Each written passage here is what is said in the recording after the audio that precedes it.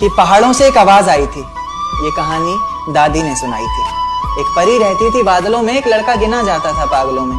कहता था बादलों से कोई आने वाला है, जमीन पर उतरकर मेरी सांसों में समाने वाला है। उसे बिना देखे इजहार करता हूँ, कहता था मैं उसे खुद से भी ज्यादा प्यार करता हूँ।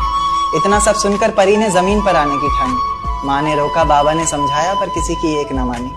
रात का वक्त चारों तरफ अंधेरा था, रोशनी के नाम पर बस चांद का बसेरा था। अब चांद से याद आया कि चांद की रोशनी भी तो फीकी पड़ जाएगी जब वो उतरकर मेरी छत पर आएगी।